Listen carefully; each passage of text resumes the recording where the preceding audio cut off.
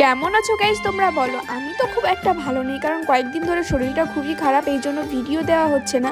তো অনেকদিন ধরে ভাবছিলাম যে ইনস্টার কিছু ভিডিও শ্যুট করব, কারণ একা একা হয়ও না। আর অর্পিতা যেহেতু তোমরা সবাই জানো শিলিগুড়িতে থাকে, ও যখন আসে তখনই বানাই।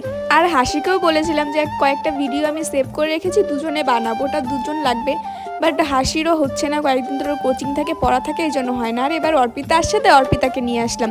বাট ওনার গাইস আমাদের ভিডিও শ্যুট করা হয়ে গেছে, আর ও চেঞ্জ করে ফেলেছে। আমি ভিডিও অন করতে ভুলে গিয়েছিলাম, তাই জন্য আমি শাড়ি পরাছিলাম, ও ছিল না।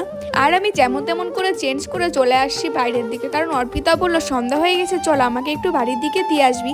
এই জন্য তো ওকে একটু আগিয়ে দেওয়ার জন্য বাড়ির থেকে বের হলাম। ও ভাবছিল যে টোটোতে যাবে, বাট টোটো পাচ্ছিল না, এই জন্য ওকে একটু হেঁটে হেঁটেই একটু আগিয়ে দিয়ে আসলাম। তারপরে তো ভাবছিলাম যে বাড়ি গিয়ে আমার কত কাজ, ভিডিও করতে তো ভাল লাগে, বাট পরে যে গোছানোর কাজটা আমার একদমই ভাল লাগে না। তারপরে তো মা একটু চা এনে দিল, সন্ধ্যা লেগেছিলো, চা খেতে খেতে ভিডিওটা শেষ করে। ভিডিওটা ভালো লাগলে লাইক করে দিও।